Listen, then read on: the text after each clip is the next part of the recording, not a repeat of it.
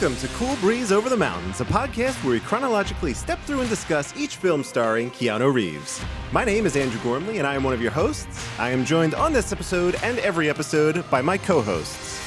Her personal hell is a world without Keanu Reeves movies, Whitney Nelson.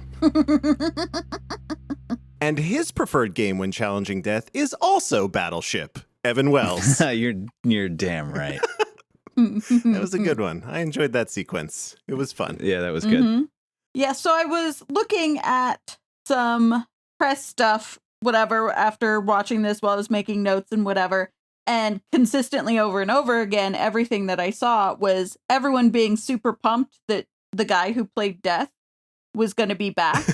And some of that I actually saw before I even watched the movie, and I didn't know why everyone was so hyped that the guy who played Death was going to be back. And then after watching it, I was like, oh, because he was the best part of the movie. He totally was. That's William Sadler. That's why everyone's so excited. Yeah, the way they played him is very exciting that he's coming back. Also, this movie really makes you, there wasn't a third one right away, maybe for a reason. So there we go. Mm-hmm. Right up at the top, we still have our contest here where you review the podcast, give us a written review on iTunes, screenshot it, send us a screenshot to coolbreezepod@gmail.com, and you're entered.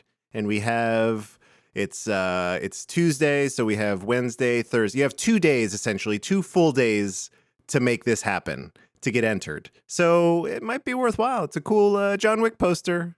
Get on it, everybody. And it counts if you've already reviewed us.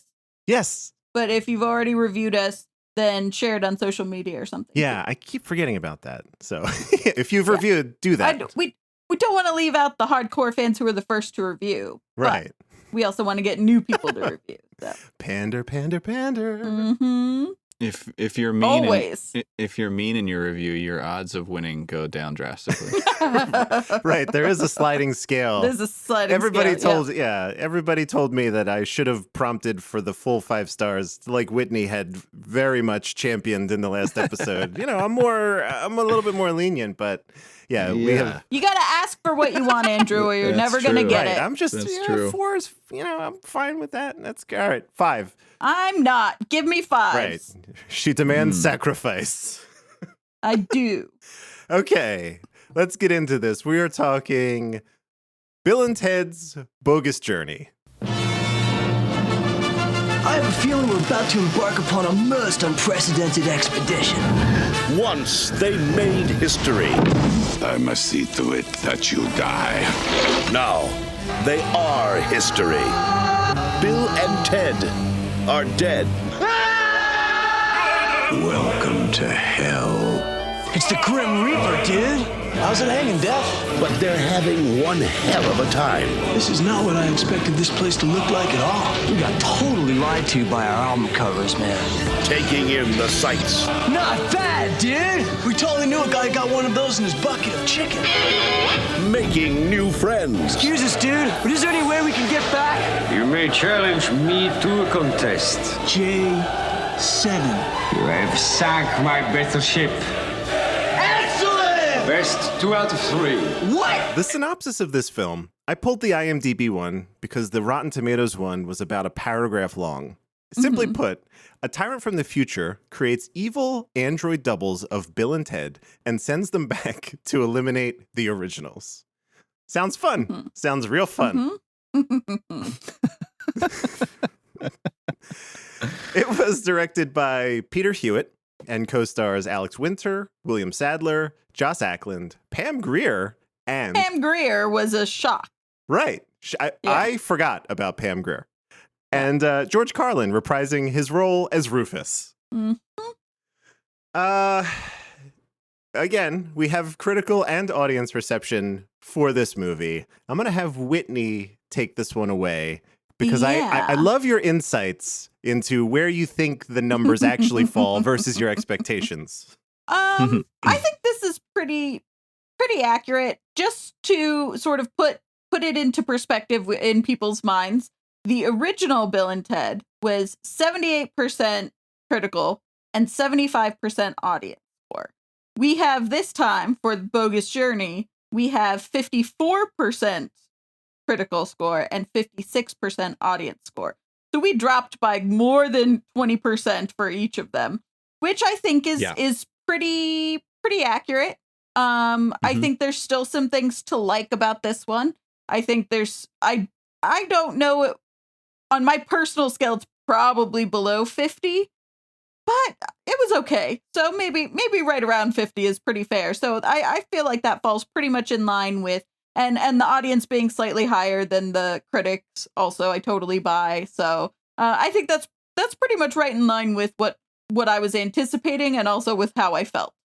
Yeah, that's a precipitous drop off for sure. Yes, it is. It falls into the almost the sequel stigma, though. Oh yeah, it's just not going to be as good, and so it's fair. Mm-hmm. Yeah, you figure they turned this one around. This was 2 years after the first one, so to write, shoot, and put out a movie in 2 years, maybe a little bit more time simmering, we would have had something that at least met the original. I don't know. I have no idea. In terms of the critic and user quotes, I pulled 2, and I think they're pretty fair. Carrie Ricky, Philly Inquirer. I said I would always pull Inquirer quotes. I do. Once Bill and Ted get out of hell, though, their film loses it in more ways than one. And I feel like that really, truly is the turning point of the film. For me, at least, it was. Yep. And then we had user Matt G, who gave it 4.5 stars.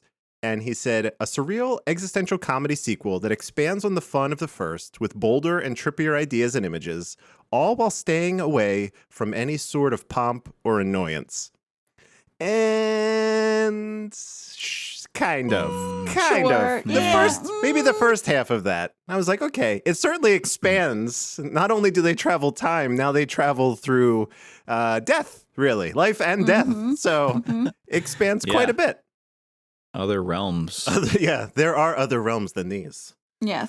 So, Whitney, this is you're going to be running us through this one. Why don't you kick us off if this movie worked for you? It really did not. And I maybe this was a product of me going in with high hopes, because so far out of all the movies we've seen, Bill and Ted is my favorite. So I think I maybe had put a little bit too much pressure on what I thought this one was going to be like.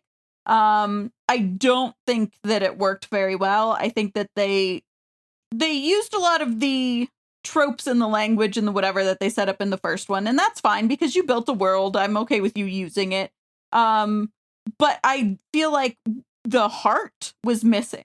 And I feel like that is the number one key thing that made that movie such a standout to me, was how just charming and good-natured it was. And there was so little in the way of like jokes that were mean about people, and just in general, they just had such good vibes for each other and for everybody else. And it just had so much heart to it. Yeah. This one I don't feel like had any heart to it at all. I felt like it was pretty empty. Like, it was fun and it was silly and it was very bright and colorful and wacky, but it was just, there was no reason to tell this story. No one like learned anything. No one grew. No one, like, I just didn't really get, it's not bad, but it also had nothing really driving it for me at all.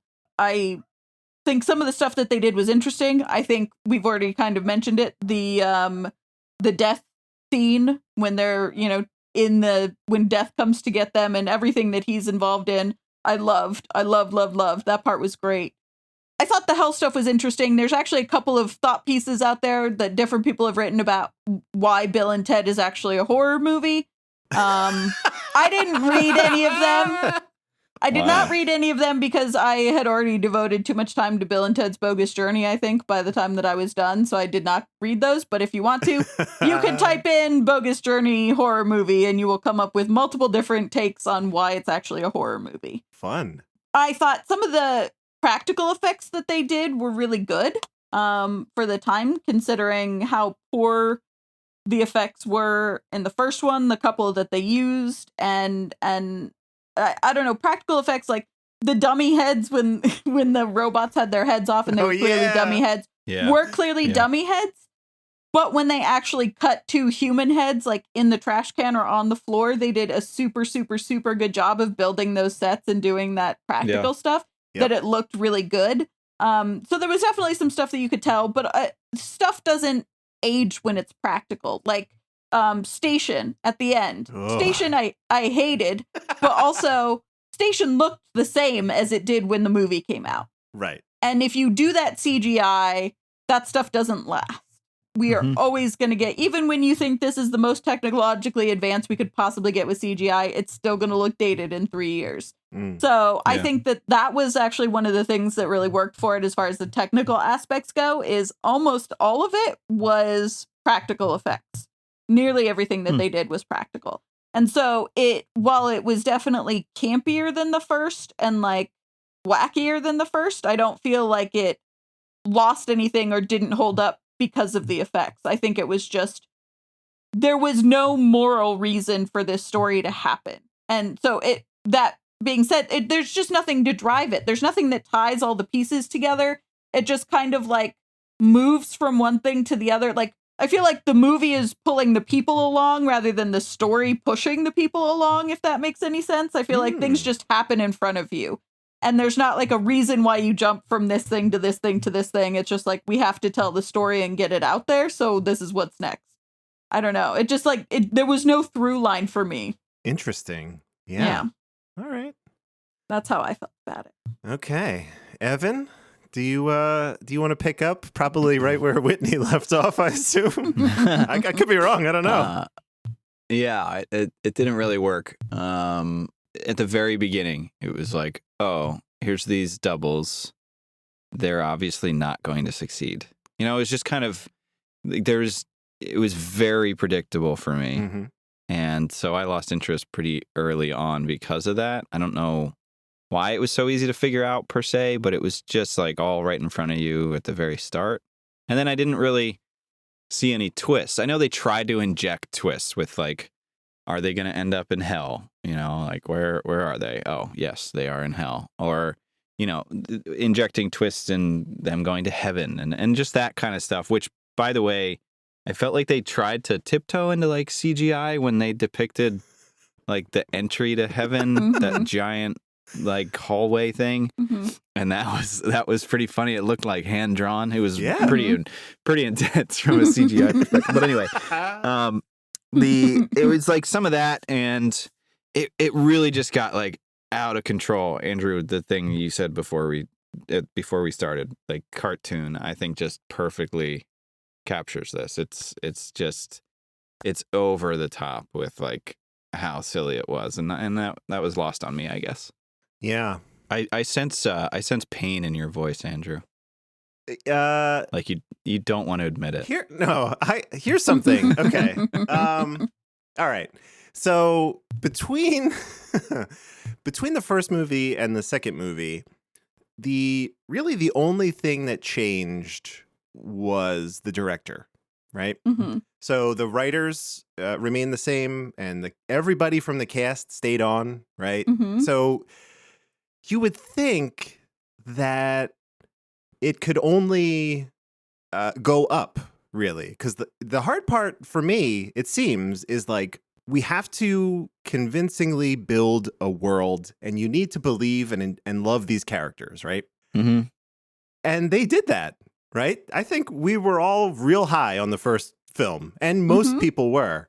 So for this to have like fumbled the ball so badly, it actually gives me a little bit of pause about the third movie, because again, you have everyone coming back and it's the same writing duo and the director has changed. So it could go like either way. Like that's how much I was super excited to revisit this. And like Evan said, I now know why child Andrew loved it, because it's a cartoon, right? This is not it's just real people, but the premise of this is some Looney Tunes shit, really. It's like, hey, let's bring in like a Ninja Turtles character that didn't quite make the cut, and Rufus is going to be disguised as a woman, and it's like There's a battle, even like the practical, there's like a battle of the bands. Okay, who's the opening band? They're like, how about it's Primus? You're like, you're telling me that Wild Stallions is going to win a battle versus Primus? Come on. So there's just so much that you had to get beyond in this movie. I still had fun. I still laughed. I loved, like we have mentioned, Whitney at least, anything that had to do with William Sadler's death. Yeah, I thought yeah, that was some of the funniest shit in this movie. Yep. Absolutely. Then there were some other real slapsticky moments, like when they get banished to hell and they're falling. I laughed as hard as that, like today when I watched it, as I did when I was like 10. So Yeah. I like that kind of stuff. And there were little moments, like little diamonds in the rough throughout this movie that were pretty great. And then overall, man, what a bummer. It really is like 20% less good than the first one. Mm-hmm. Technically, they did some really cool stuff, camera-wise, I think. Like the treatment they do when they're dead, and I loved that. Yeah, that was great. And subtle, I mean, not subtle in the way like, oh, it's a little different, but like it was the right amount, I think. It wasn't too over the top. And a couple other neat camera moves, like when they're racing to the band thing. It's got I love this shot where a van is like, or a vehicle's coming down and the camera just pans or tilts and it's totally upside down, like in one quick shot. Great stuff. And then everything else. Not so much, but it's fine. It's good. I'm a little bummed. It's all right, though. It's all right. That's all I got. Okay. All right. It's going to be okay. No, we're going to get through this. So, do we have any other high level thoughts about this movie, this Bogus Journey? I think it's like a bogus journey for all of us, really, not just Bill and Ted, right? Yeah, it was pretty bogus for me too, I think. No, I mean nothing is coming to mind as far as high level notes off the top of my head. I think we've covered everything. I got a weird like Groot vibe from Station. Yeah, for sure. It was like the only thing he said was Station. Mm-hmm. It feels like that felt like a studio note for whatever reason to me. Like they're like Station and they're like, you know what's big? Like really, that's definitely based on the same animatronics as the Turtles or something like Short Circuit. Definitely. You think about like what else was popular at that time and they're like, it literally looks like they pulled it right out of David Bowie Labyrinth and then Labyrinth, plopped it into this movie. So that's like leftovers. Right. They're like, change it a little bit. Make it have the biggest ass in history. Its whole back is its ass. And then it comes together and makes a bigger version of itself. Great. All right. Good. I have some other notes when we get to them, but yeah, this is great. Yeah. So oh boy. This will pep me up. Here it comes. Pop quiz, asshole. There was a time when I had the need to learn from you. Oh, what the hell do you know? Lose! I don't lose! I win! You got a lot to learn about sportsmanship. And now that last line makes a lot of sense now that we've seen this. Evan, Whitney. I had a moment. Yeah. You're like, I know. I did that. too. I was like, oh, that's it. I heard it. You two were, you're about to throw down in fisticuffs without me in the group chat earlier. We're ready. Oh my goodness. We were just discussing the rules of our game here and how they've been a little bit amorphous, but it's fine. We're going to lock it in. Evan's been doing some heckling. We got, we'll lay it out here for the listening audience because we all know what we're doing. This is our little quiz show. The host, in this case, Whitney, the person who'll be walking us through the movie, is going to ask each of us 3 questions with the potential for a bonus question. If I were to get a question wrong, Evan has the opportunity to steal it. It's that easy. We're tallying up points for some unknown reason, and at the end of it, someone's going to win a laser disc. Does that about sum it up? That does sum it up. And one little addendum is that if Evan keeps sassing me about messing up the game the first time that I did this, I will turn him into paste. Whoa! So, Deal. yeah. Whoa! no. Yeah. So Shots fired. I'm ready. Let me see the soundboard here. Maybe I can pull some. I need a pace sound. Right. I don't have any. Yeah, I what's got the glass No, breaking? that's No, not that's it. not very pasty. This will be Evan. I got nothing. All right, who is going first? Oh boy. Dealer's choice, isn't it? I guess so. Yeah. At this point, sure. You just assign the question to the person because it'll. Sure. Yeah. Okay. Well then, Andrew, Oh boy. we'll start with you. Okay, here we go. What is the name of the episode of Star Trek Bill and Ted are watching right before they get Whoa. kidnapped by the robot? God, my God. damn it. Is this a multiple choice? It is 1. Arena, 2. The Savage Curtain, 3. Let That Be Your Last Battlefield. Let me just say something really quickly. There are going to be people that are going to literally hate me after what I'm about to say. Mm-hmm. I've never seen an episode of that show before. Oh, wow. Wow. Fun fact though, this episode of Star Trek that they were watching was shot at the same rocks where Bill and Ted get thrown off the cliff. That's what I Yeah. thought, because it looked Yeah. identical. I was like, that's Yep, crazy. It is. Yep. Okay. Same exact rock. I'm just going to go with, I don't even remember the names. I'm just going to go with C. Damn it. Can you say them again? Yes. Arena, The Savage Curtain, Let That Be Your Last Battlefield. So, in the actual show, he's talking about all these gemstones that he finds, but he doesn't have a use for them because he seems to be sequestered. I'm gonna go with Savage Curtain. God Damn it! All right, well, that's okay. I mean, It was Evan, one of Arena. us needs to get a point. Come on. I know. In Putting this the together. episode, just for all of the people who are freaking out that neither of you know anything about original Star Trek, in the episode, he's trapped on a planet with no weapons and he has to fight something that's much bigger than him and he can't fight it, which is why he talks about needing a phaser or even a good, what did he say? Like a good Club, club. I think. Yeah. Yeah. Okay. He has to figure out how to use the all the mineral deposits on the planet to essentially make like gunpowder. Fun. Okay. Yeah. That makes a lot of sense. Real David and Goliath situation. Yeah. All right. All right. Evan. Yep. How many times is the word dude said in this movie?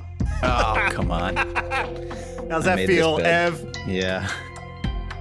Your options are 75, 113, or 91. This non-sequential ordering of numbers. That's the way to do it. It's got to be the highest one, 113. There's so many. I'm going 91. Yeah! Damn it.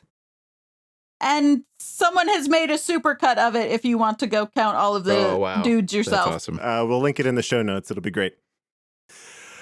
Oh, I got a point. Oh, my God. Sucks. Pulling ahead of Evan. Here we go. Oh, okay. Andrew. Orion Pictures initially did not want the characters to die and go to hell. What did they want Bill and Ted to do instead? Go into the past and get all of the founding fathers to agree on signing the Declaration of Independence. Kidnap fictional characters from great literature. Or go into the future and stop a madman from blowing up the universe. Oh, okay. Great options. I'm gonna go ahead and say,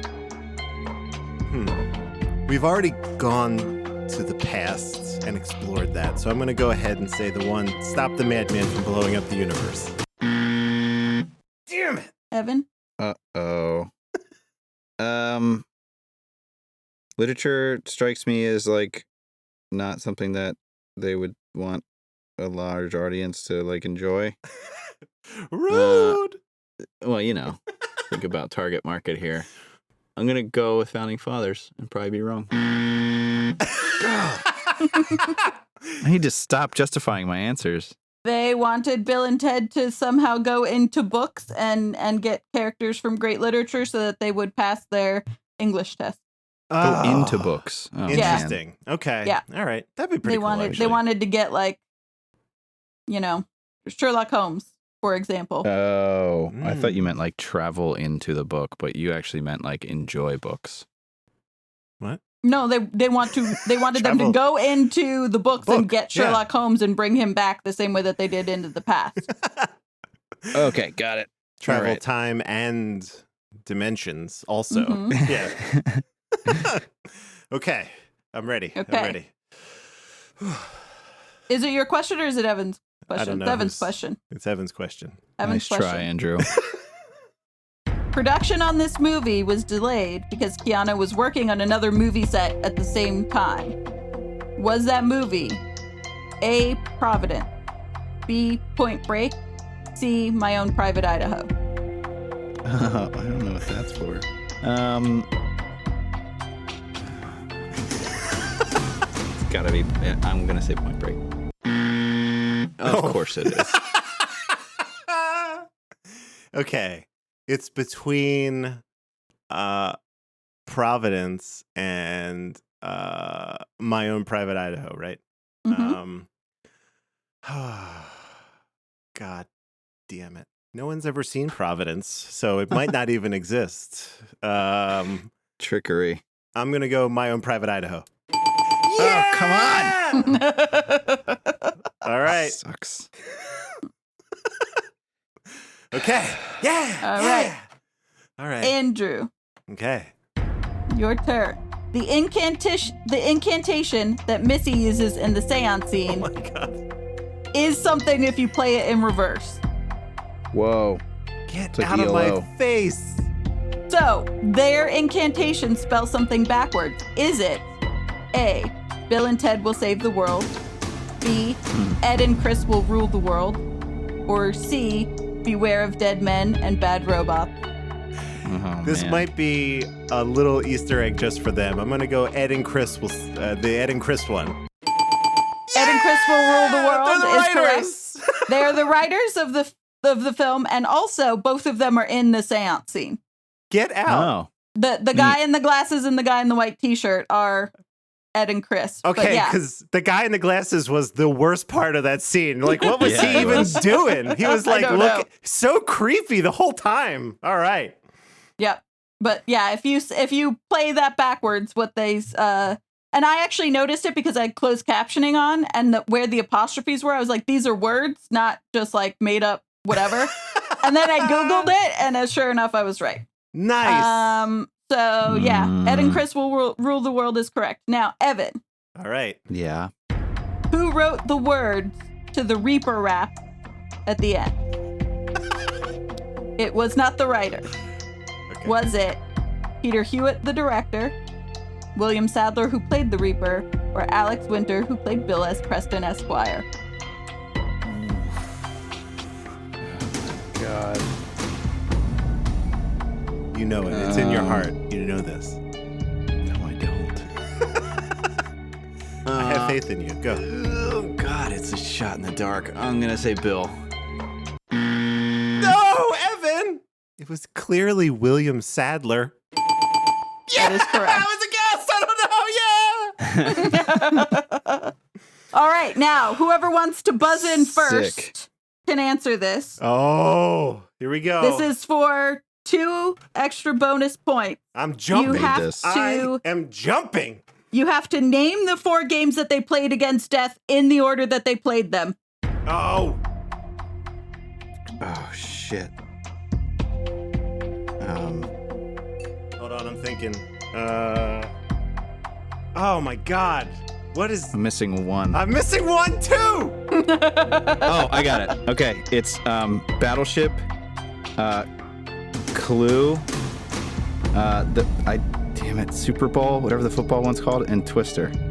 All right, well, I don't know if that counts because you got all of them correct, but you did not get the name of the football one. So I will say you get those points unless Andrew can say what the name of that game was. He can steal it away from you just by knowing the name of one game. Whoa. Great. Otherwise, Evan gets the point. Buzzer ball. I have no idea. It was called Electric Football is literally the name that of the was game. so straightforward. Oh, God. All right. How many points got is that? points. How many 2 was that? points. 25. 25? Easy. Oh, okay. 2 points. Evan, I am pleased as punch to announce that if you add our points, we are now tied with Whitney. Worth it. What a team. Just for Crawling up behind me. Just for the recap, Whitney has 15, Evan with 6, and now I have 9. So there you go. Pop quiz asshole. Another successful round of America's Game. So, not related, but a fun fact. For anyone that drinks Dogfish 60 Minute, Yes. they use that electric football game to constantly add hops to the beer when they were first developing it. That's fun. Wow, that's kind of cool. To just like shake the hops off in a steady stream. Yeah, for an hour. That's why it's the 60 minute. That's That's awesome. so funny. All right, good to know when I'm drinking another one. Also, one thing that I almost added in here but did not was because I ran out of things to, I had too many questions already. Was one of the questions was going to be, what city are they filming in this summer for Bill and Ted Face the Music? Ooh. If either of you had known that from any of the press that came out.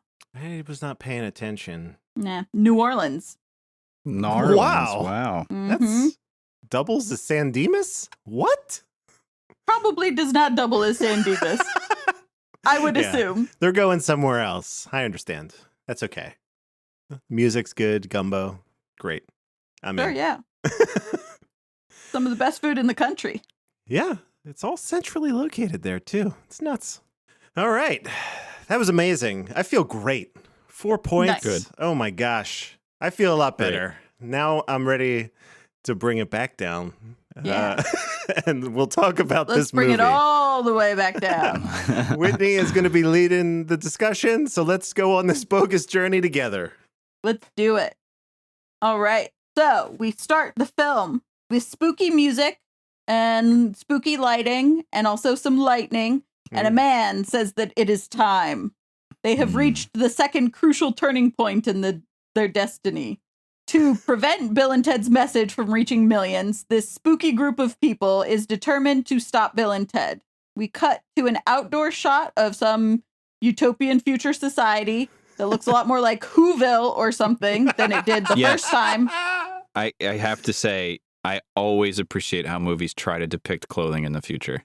Yeah, but like the first time we see people from the future, they're just wearing like silver lame robes with high collars and they're sitting in a Right. cave.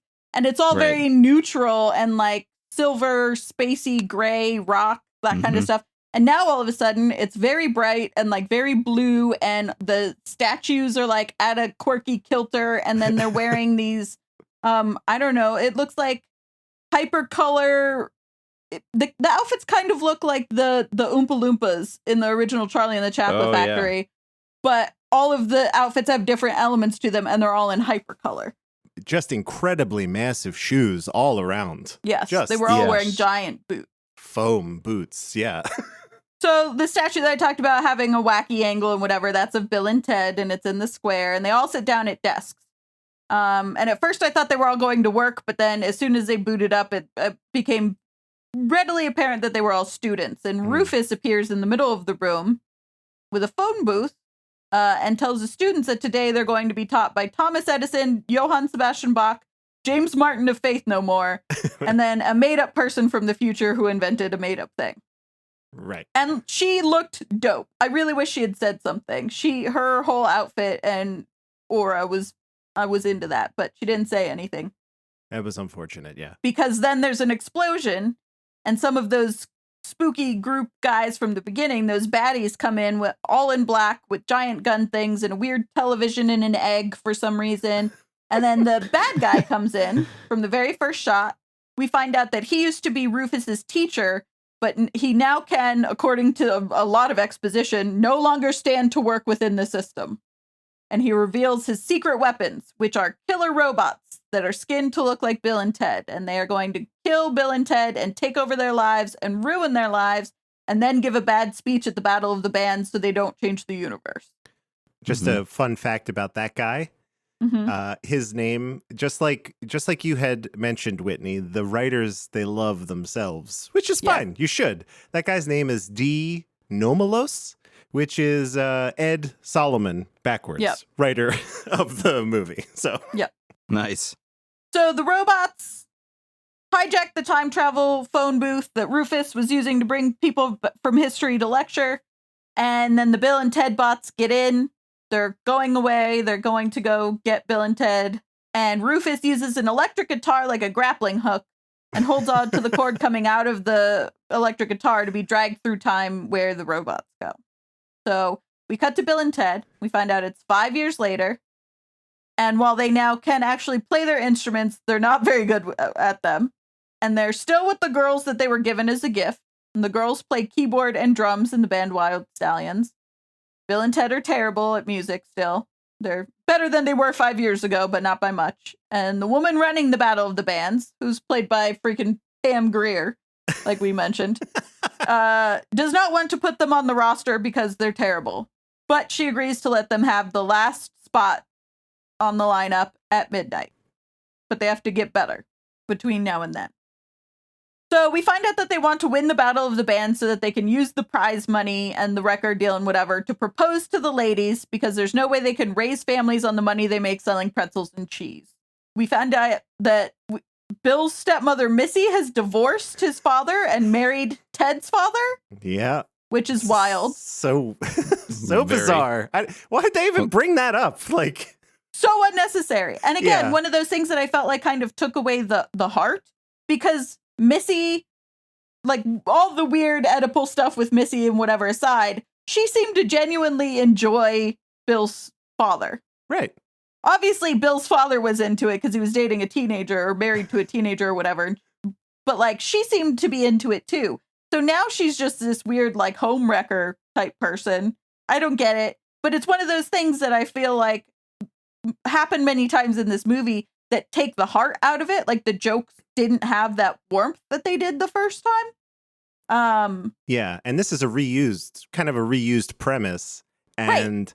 It's a joke that they used, and the joke was at least nice before because they seemed to be into the relationship. Like she seemed to be into it too. Now when she's just like tromping through single dads' lives and marrying them and then leaving again, it's just like it's a joke we've already seen, and then they pulled it worse. Right. It's like, oh, that's not what I meant when I wanted an encore. Yeah. So, and then Ted has been threatened with military school again if they should fail the Battle of the Bands, which I don't understand because they are out of school. It's 5 years later. They're looking to get married. I don't know how his dad can threaten him with military school. It's not too late. It's not too late. The guy from the military school looks at all four of them, Bill and Ted and their two babes, and says, all of you, it's not too late for any of you to go to military school. And I don't understand because they're now all in their early to mid-20s, so whatever. Yeah, he's a creepy Never dude. too late. Creepy guy.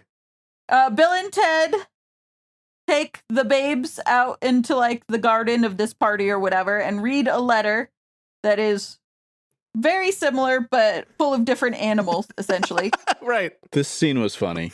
I did like this scene too. I thought this was the only scene that had that sort of heart from the original one because they're so on the same wavelength that they wrote separate letters, but the letters are almost exactly identical except for they go on different rants about sea creatures. Yeah. One's on the land and then the one's in the ocean. It's like, that's great.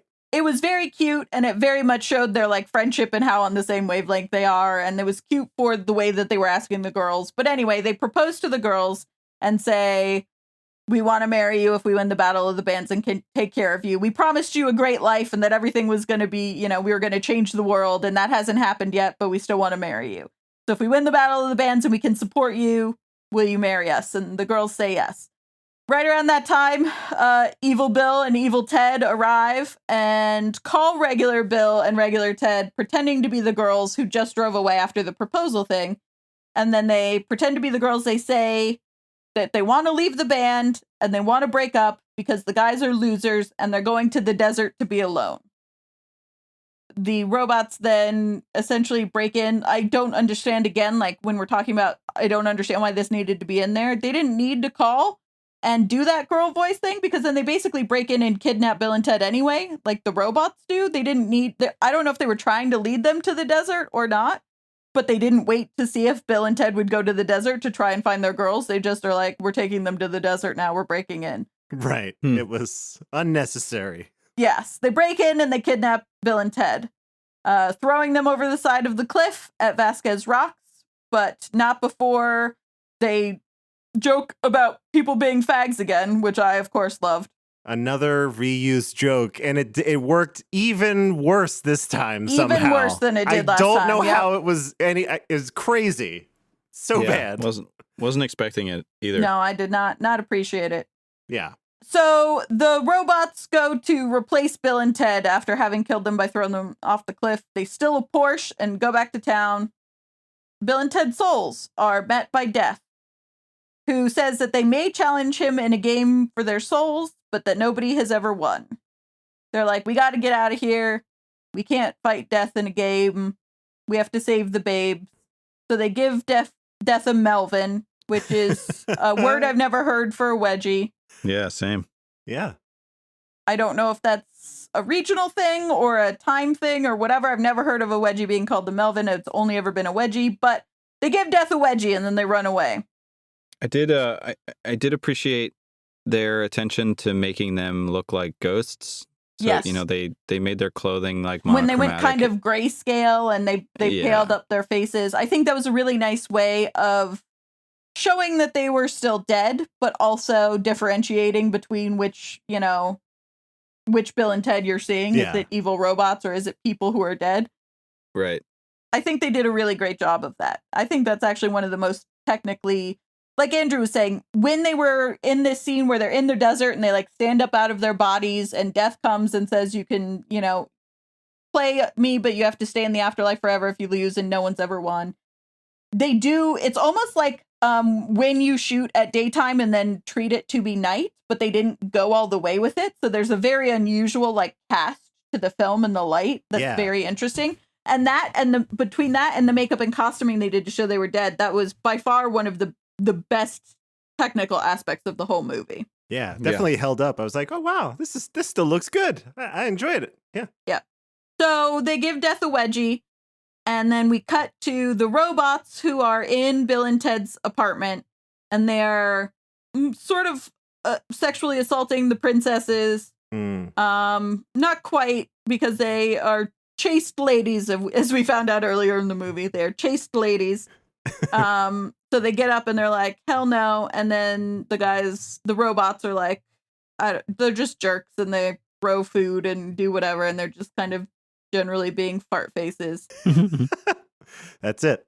And they're working to ruin the duo's fame, which they don't have fame yet. And that was one of the things that I felt like they did weird in this movie, where ruining their lives, sure, but all they really did to ruin their lives was piss off the girls, who throw their plastic rings that look like they were won in an arcade at them, and like, now the wedding's off. That's really the only thing they did to ruin their lives, but they talk a lot about ruining their lives, but you don't see any family members, you don't see anything public, you don't see them losing their jobs or anything like that. Anyway, so dead Bill and Ted are trying to get to their families, to alert their families that A, they're dead, and B, the girls are in danger.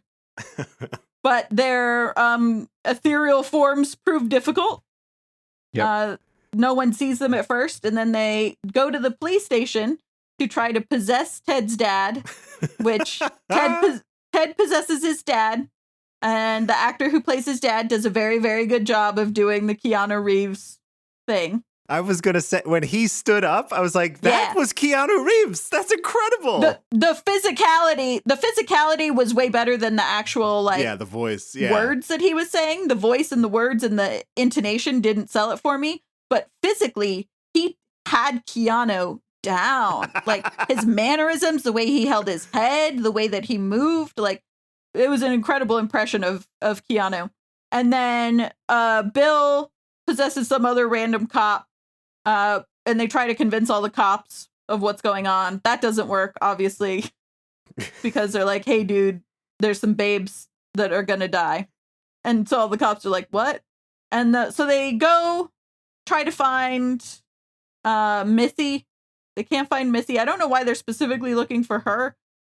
I don't remember why they're specifically looking for her, but they find Missy at home at a seance, which apparently this is not the first time that she's done it. She does these regularly. They've never worked before, but Ted's like, it will work this time because we're here now. They actually end up getting cast down into hell because Missy gets scared by them and bans them to hell. Yep. In hell, they are tormented by Satan, made to face their own fears, including the strangest string of taunts I have ever heard by the guy who runs the military academy in the scene where they are both together at the military academy and being made to do infinite push-ups. Stupid, pathetic, craven little cretins. Base, bully, bullet, bugger billies. You're not strong. You're silky boys. Silk comes from the butts of Chinese worms. Eat you up. We gotta get out of here. Warm, toasty little butter cakes you are. It's not something you would get from a drill instructor by any means. You're like, oh, this is too weird and like off at the one wall. point, I think he calls them something like wet pecan puffs or something like that. And it's like, what even is that? Hey, it's a very popular cereal back then, perhaps. I don't know. I don't know. So they try to escape this one. They escape this one hell of them being in the military academy and being taunted while they do infinite push-ups. And they decide to split up so that it's not their mutual fears, it's individual fears, because somehow that's going to make it better. It did not make it better. They have their own individual fears about terrifying Easter Bunny and a terrifying grandmother, who the grandmother was also played by Bill. Bill's grandmother was played by Bill. I thought that grandmother might have makeup. been him. Yeah. Okay. If you go to IMDb, he is credited as Bill's grandmother. Nice. Okay. So they go into these weird own fears, whatever. They realize their only escape is to take Death's offer. So Death immediately appears as soon as they say that. He's like, bing, you rang. And they're taken to Death's chambers. And the Grim Reaper gives them the option of what game to play. Bill and Ted select modern games like Battleship, Clue, and Twister, like we've talked about. They easily beat Death every time. You must play me again. What? Best 2 out of 3. No way! Yes way.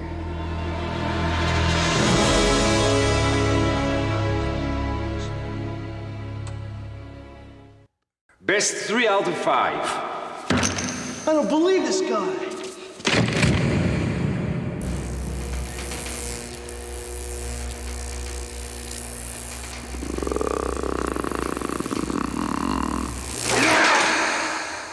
Best of 7? Damn right! He eventually admits defeat and unwillingly sort of becomes their servant because Those are the they rules. beat him. Those are the rules. Yeah, because he lost. Yeah. All bested he him. said at the beginning about the rules was that they would get to go, not That's it, that yeah. Death was now following them around doing their bidding. But whatever. Anyway, With Death, and this is just a small thing, but like I think they nailed the look of that character too, like the robes Yeah. and the giant sickle and the way he played it. I was like, this guy, real good. so that is a very specific homage to. Oh, really? Now I don't remember what movie it is. Yeah, it's a Bergman film, maybe. I don't remember. It's an older, like black and white, like a very auteur. He has Death in one of his films, and it's like a very esoteric thing and whatever. And that was specifically the way that they did his makeup and everything, and even the way they shot some of the playing games against Death.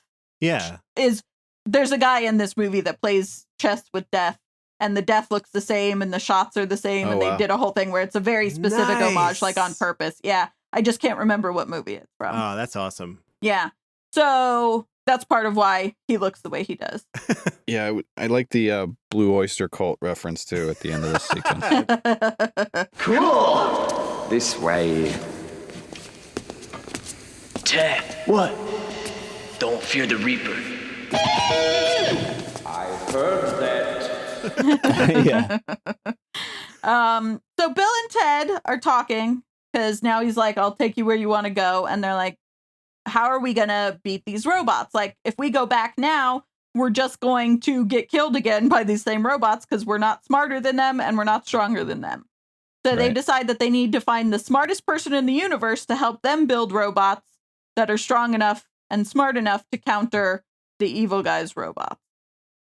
So Death takes the two to heaven, where they mug some people and steal their clothes, which is, again, a thing that I really took offense to, not in the whatever, but like, that's not a thing that I feel like Bill and Ted would have done in the first one. And like, there's other ways to sneak into heaven other than beating people up for their clothes, which just didn't feel like it fit at all with the spirit of the original, particularly when you're literally standing at the pearly gate. Right. They probably could have just walked right in, right? Yeah. Didn't need to do the clothing. She was not stopping them. They did not need to Right. do that. Like, no one shows up to heaven that's not supposed to be there. So, like, no one was going to question them. That woman looked like she was ready to help usher them in wherever they needed to go. So, that was one of those jokes that I feel like, again, didn't play because it wasn't in the spirit of the original. But anyway, so they mug people for their clothes to sneak in. They quote song lyrics. There's like a question. He's like, what's the purpose of life? And then they quote song lyrics. What is the meaning of life?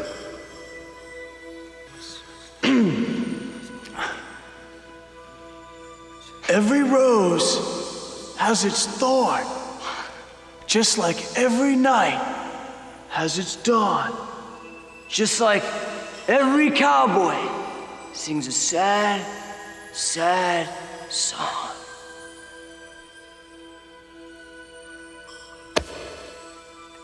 Every rose has a thorn.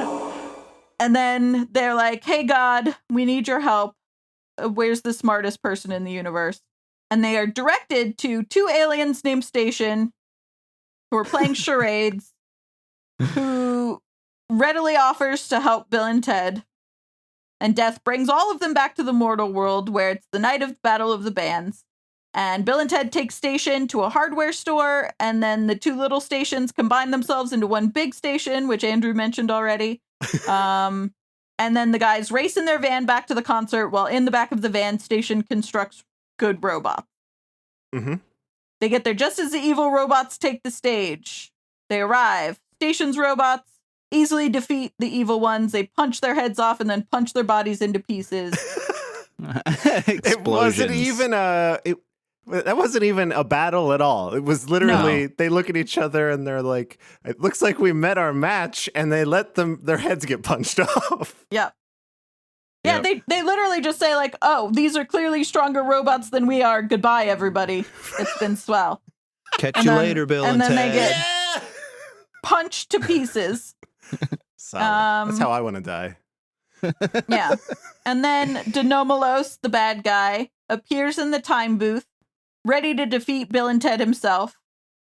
And I don't understand why this happens, but he overrides the broadcasting equipment to send the video footage of the Battle of the Bands, which was being shown on like Channel 12 or whatever. Now he's hijacked all of the TV screens in the world to broadcast this moment to everyone in the world so that they see the defeat of Bill and Ted, which no one knows who Bill and Ted are. They don't care about these two bros being defeated. Yep. But that's going to help leverage him into being the leader of the world and change the fate of the universe instead of Bill and Ted changing the fate of the universe. So he broadcasts the events to every single person on the whole planet. They're trying to figure out how to defeat this guy, and then they do a whole time travel conversation like they did at the end of Bill and Ted, Excellent Adventure, where they say, we can beat him, go back in time, and arrange events so that he gets trapped in the present. Yes. But then Denomalos is like, well, I have the phone booth too. I know how this works too. I can have a gun and a key to the cage. And then they're like, no, wait, there's something that you forgot. Only the winners of this battle who escape get to go back in time. So the gun is a fake and we planted the key. We won. And basically, I think just by saying they won, they willed it into existence. That was not very good time travel for me. Yeah, and pretty rude. Like we made you think that you had won, but we knew all along that you weren't going to. Right. It's kind of cruel. They are the masters of that phone booth. Don't even try to outtime Bill and Ted. You will not. But there's zero battle, so they're it all like how they happens. won to get to the future or to the past or to the whatever to adjust things so that they trap him in a cage and whatever. None of that ever happened, so that's not possible. So anyway, it's like a whole thing. I don't get it. They played fast and loose with time travel in the first one, but at least it made sense to me what they were Sure. saying and doing, with the exception of the Rufus never introduces himself. How did they know Rufus's name part? Yeah. Everything lined up. This did not line up at all. I felt like they weren't even trying. But they wanted to add in the wibbly wobbly timey wimey because they have a time booth and they didn't do much time travel stuff in this one. It was all about being dead and then not being dead. So they were like, we got to throw some in here at the end. But they win by basically saying that they win. Perfect. And then he's arrested. Denomalos, the evil guy, is arrested by Ted's father, but not before Death has a chance to give him a Melvin. So Death pays the wedgie forward and then is locked up by Ted's father in handcuffs. And then Mrs. Wardrow, who runs the Battle of the Bands, unzips herself to reveal that she's been disguised as Rufus this whole time and urges them to play on stage. And they're like, cool, great. And they go up on stage and they reunite with their fiancés. And then they realize that they are all still terrible musicians. And the four use the time booth. So they then return immediately to the auditorium, following what they say is an intense 16 months of guitar training plus a 2-week honeymoon. Right. So they have babies now. They wasted no time. Nope. They have babies and they have very weird facial hair. And they begin to perform a rock ballad joined by Death, Station, and the Good Robots. And the worldwide broadcast that was set by the evil guy is still going. And so Wild Stallion's music is played across the globe, creating harmony. The music that is played over all of this does not seem to be the music they are actually playing, because it is a Kiss song and they don't lip sync. Like there's lyrics going, but no one's singing. No on one's the even stage. near a microphone. And none of their movements like match up with any of the music that's happening in the song. So I don't know what they're trying to do there. If they're trying to say that the Kiss song was the song that they played that brought the world peace and harmony, or if they just put a Kiss song over the end montage to not have to write the best song in the world or whatever that brings peace to the globe. And then over the credits, it's shown through newspaper articles that the band, along with Death, go through the many perks of fame and are a worldwide sensation before they eventually take their act to Mars. Yes. And that is where it ends, with them going to Mars with their act. My favorite one of those newspaper clippings was rumors of Wild Stallions breakup. Dow drops 600 points. Yes. It's like, wow. Crazy. Yeah. Like the very first newspaper you see says that they play in the Midwest and crops are up 30%. Yes. It's all wildly improbable. Yes. And so that's what happens.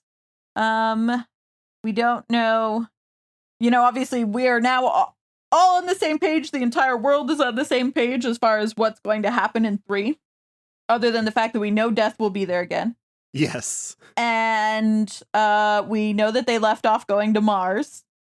We know that Keanu Reeves and Alex Winter are much, much older. Yeah. Mm-hmm. So we'll have to see. We know that George Carlin is dead, which is sad. Yes. There will be no Rufus. But everyone else is signed on. But we also know that it's called Bill and Ted Face the Music. Yeah. I feel worried about it now after having seen this. I was so hopeful just a few episodes ago. I was like, oh, yes, a third Bill and Ted. So I don't know if, is it easy? Is it just like slipping on an old shoe, becoming Bill again? I don't know. Hopefully the chemistry is still there. I think they're still good friends, but yeah. Yeah, I have like a Dumb and Dumberer fear. that's like worst case scenario right there. It's like you got everybody back together and oh my God, we should have left them apart. Like, why did we do this? So, Yeah. That's We'll see. That's the movie. That's the movie. Andrew, do you ultimately recommend this film? Oh my God. If you had asked me, I don't know, it's like 22 years ago, it would have been yes. But I think I am going to have to pass on recommending this movie. If you want to watch Bill and Ted, watch the first one. I think that's the one to watch. Yep. I agree. I feel the same way. I do not think that this is worth anybody's time.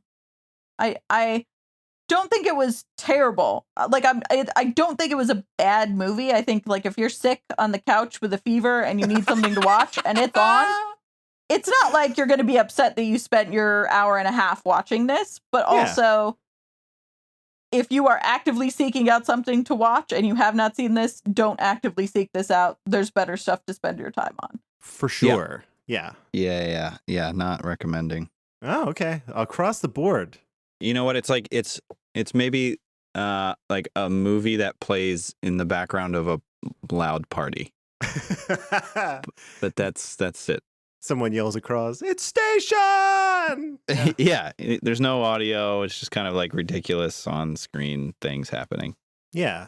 I think like we all mentioned, there are some really funny parts, and I hope they bring the funny parts of this movie and marry it with like the overall feeling you get watching that first one, right? Yeah. And if they were somehow able to pull that off, because it's in there, like the writers have done both. If they're somehow able to bring those two things together for the third one, it might be like a perfect film. I don't know, but yeah.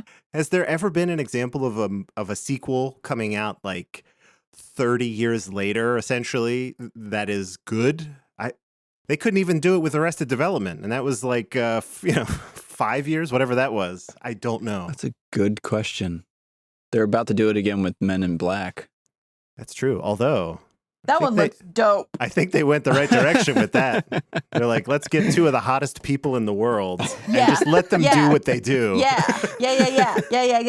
I'm so into the casting of Men in Black 3.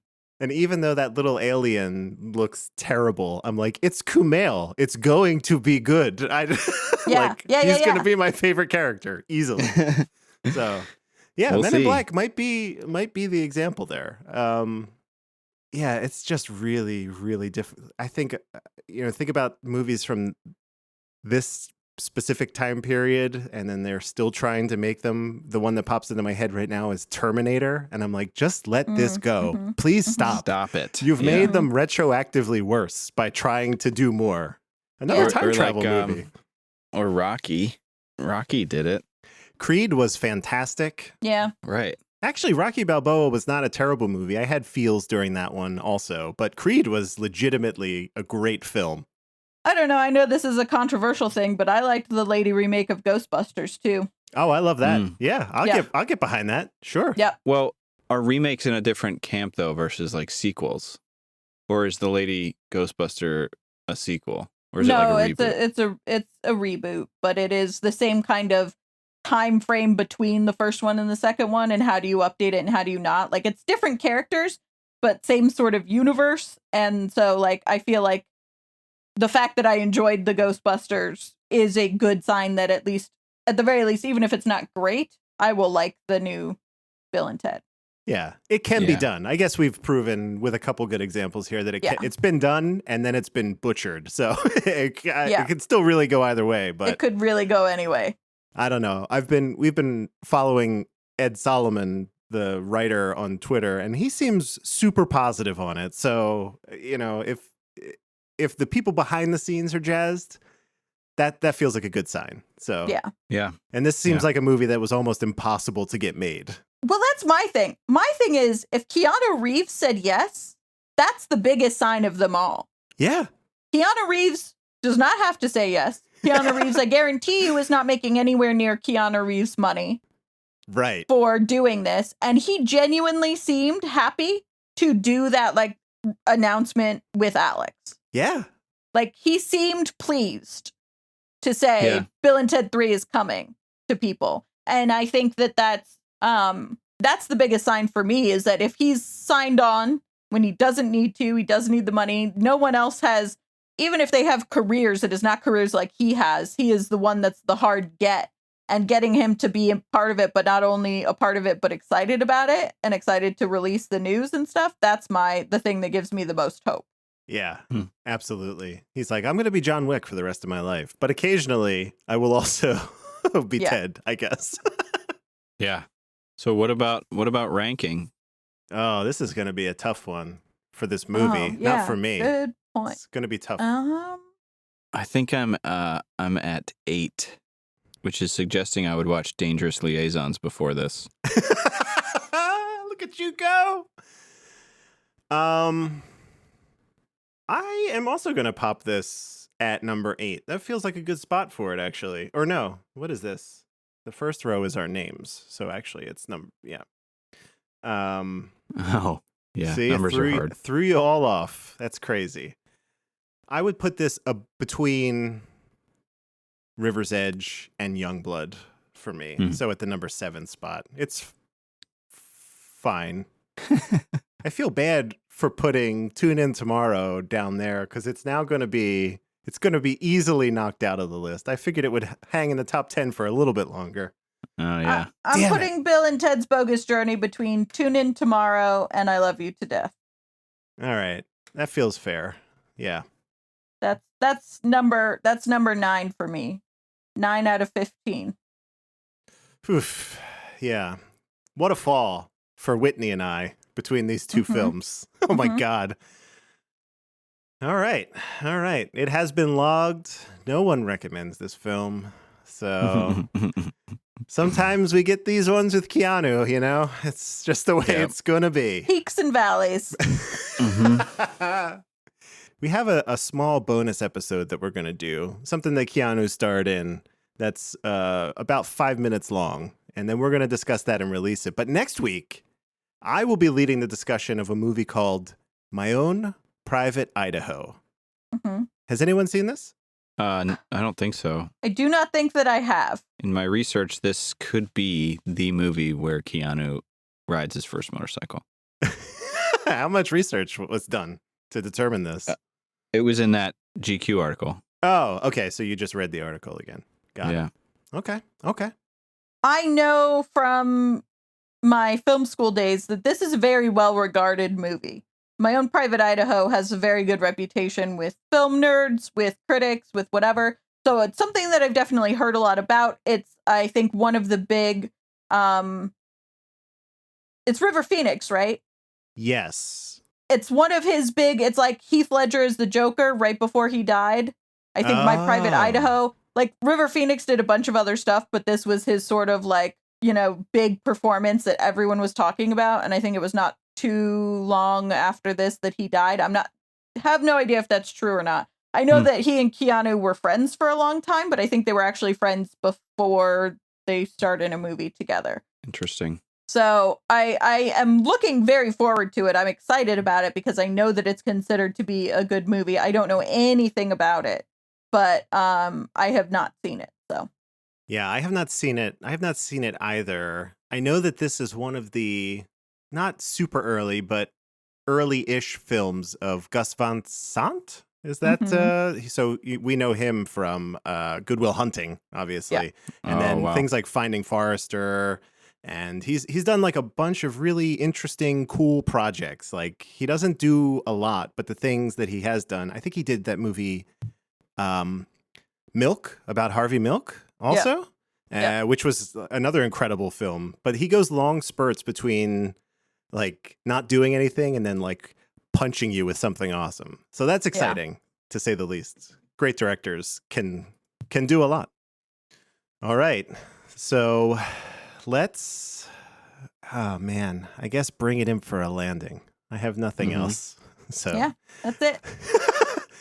The one thing I wanted to mention that I really liked about this movie, just real cool. Remember when he possessed his dad and his dad did the air guitar and it was like a 12 string? That was great. Oh, yeah. That was Classical guitar. I just end on a high note. That's all I wanted to try to do. So Like it. I like it. you can find our website at coolbreezepod.com and access all of our episodes, the list of films we'll be reviewing, and much more. You can also reach out to us by emailing coolbreezepod@gmail.com or hitting us up on Twitter at coolbreezepod. If you think this is a podcast you can get behind, please give us a subscription on your preferred platform. And that contest for the iTunes review for a sweet-ass John Wick poster will be going until end of day Thursday. So let's call it 12:01 Friday morning. So get them in, get that emailed. You can win. I don't know what your odds are. I'm assuming that they're probably pretty good. If I just had to say. As of right now, they're very good. As of recording. You're in good shape to potentially win this poster. By the time this goes, who knows? But I know that we have people. I spy on you guys. I know. I see you in Australia. I see you in the Middle East. I see you in Poland. Write a review. We love you. Thank you for subscribing. Sorry for spying also. We'll be back next week. But until then, Whitney, where can we keep up with you on the internet? Follow me on Twitter at Whitney_Nelson, Nelsen.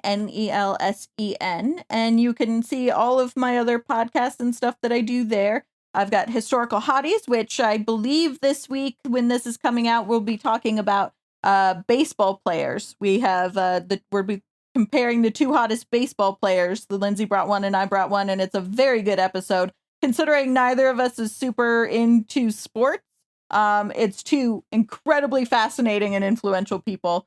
So Historical Hotties, check that out. I've also got Almost Better Than Silence, which is a video game podcast. I've got Myth Takes, which is a real play RPG podcast, but you can see me retweet all of those things and link to all of those things in my Twitter account. So that's probably the best way as a resource for Whitney.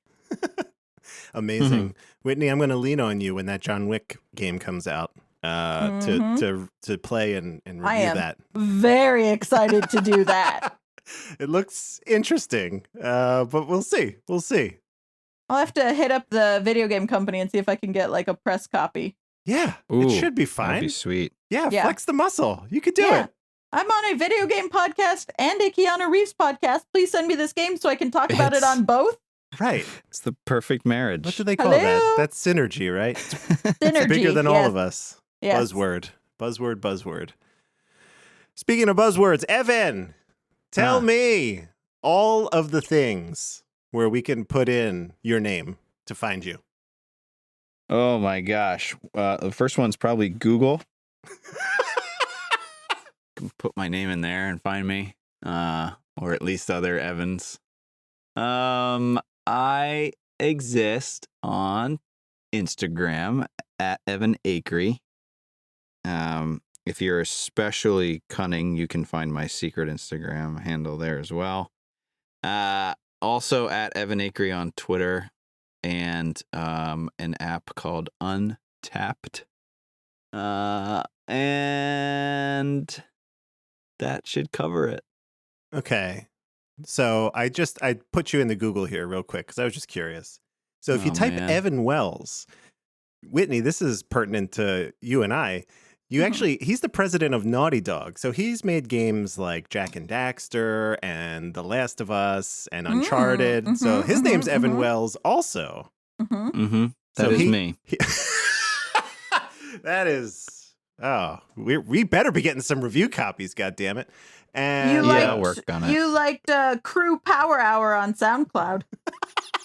I created that power hour for my wedding reception. So it's a little biased. Yeah, if you type Evan Akery Wells into Google, that's what I did. That's what I'm looking at. There we go. Then we get you. So it's also all good. a video by you, Andrew, on Vimeo has Evan's name in it. Connected. Oh, snap! What? We'll link it in the show notes. No, I don't know. So weird. Okay. Apparently, you can find me by searching for Evan on Google. And I also happen to be at Dark Driving on Twitter, Instagram, and YouTube. Those are my 3 top most active things there. So please do search me out there, say hello, Thank you all for joining us, and in the words of Bill S. Preston and Ted Theodore Logan, be excellent to each other. Party on, dudes.